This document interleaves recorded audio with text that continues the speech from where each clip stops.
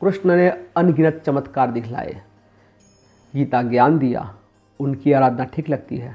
पर राम, दशरथ नंदन श्री राम में ऐसा क्या है कि राम का नाम ही ईश्वर का पर्याय बन गया कि लोग वेदों में वर्णित देवताओं को भूल राम राम करने लगे।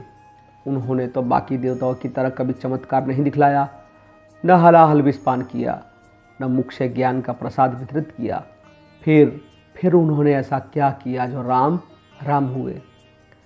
उत्तर है उनके कर्म।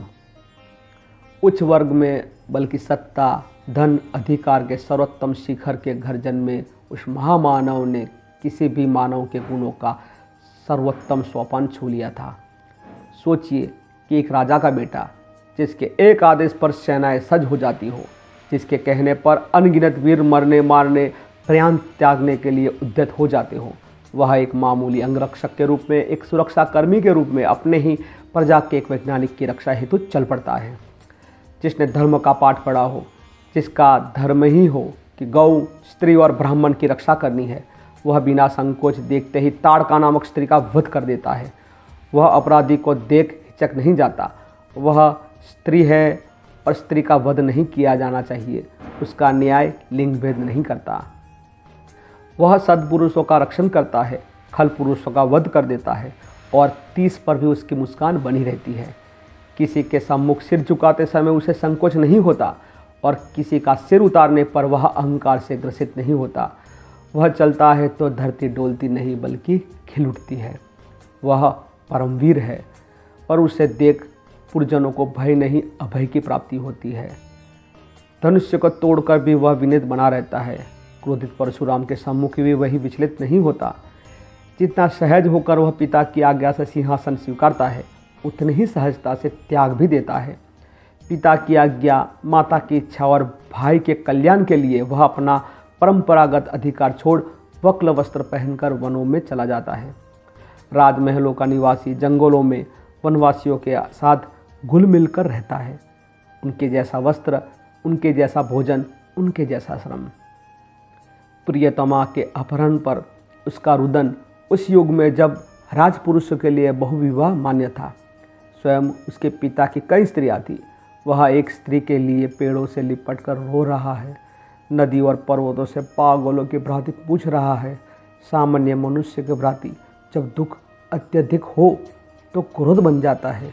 वह सब तहस नहस करने पर उतारू हो जाता है, पर अतः स्वयं को नियंत्रित कर लेता है और अपनी स्त्री को खोजने के लिए धरती पाताल एक कर देता है। संसाधनहीन वनवासी शून्य से सेना का निर्माण करता है। अधर्मी को दंडित करना ही धर्म है, अतः अधर्मी को छुपकर वध करते समय परंपरागत धर्म उसका बाधक नहीं बनता।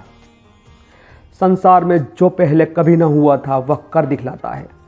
समुद्र को बांध लेता है। वह विनय की प्रतिमूर्ति है जो हाथ जोड़कर विनती करता है, परंतु अवहेलना पर वही हाथ शस्त्र उठाकर दंड देने की क्षमता भी रखते हैं। वह सहिष्णु है, पर उसकी सहिष्णुता दुर्बलता के कारण नहीं है। वह जानता है कि वह विजयी होगा, फिर भी वह हाथ जोड़ना जानता है। सामने शत्रु है, ऐसा शत्रु जिससे संसार भय खाता है, जिसने देवताओं तक विजय प्राप्त की है। वह उससे भिड़ जाता है।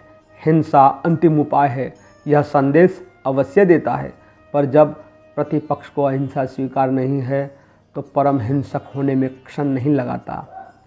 वह जो अपने राज्य से निर्वासित है, अपने राज्य से भी अधिक संपन्न राज्य जीतकर भी उसे तृण की भांति त्याग देता है, और उस स्त्री को जो उसके शत्रुओं के घर वर्ष भर कैदी रही हो गले लगा लेता है।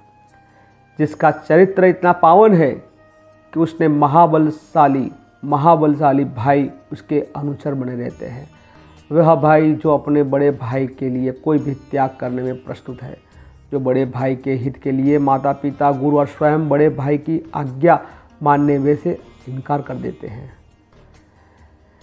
जिसका मन इतना निर्मल है कि हर वर्ग उसका अपना है, जिसका चरित्र इतना उज्जवल है कि तपस्यारत ऋषि भी उसके दर्शन को सौभाग्य मानते हैं, जिसका प्रेम इतना पावन है कि वनवासी बुढ़िया अपना मान उसे अपना जूठा खिला लेती है, उसका क्रोध इतना भीषण है कि समुद्र भी थर थर कांपता है। जो वन में वनवासी होकर भी राजा की भ्रांति रक्षण करता है, जो सिंहासन पर बैठकर वनवासियों के भ्रांति प्रकृति से जुड़ा रहता है, जो मानव होकर भी मानवेतर सामर्थ्य रखता है, मानवीय गुणों की पराकाष्ठा को सदैव प्राप्त है, जो सच्चिदानंद है, ऐसा महामानव है, ऐसा आदि पुरुष है कि आदि देव महादेव भी उसके भक्त बन जाते हैं। ऐसे धृतिमान महाबाहु को साक्षात ईश्वर न माने तो क्या माने। श्री रामचंद्रम शरणम प्रपद्ये।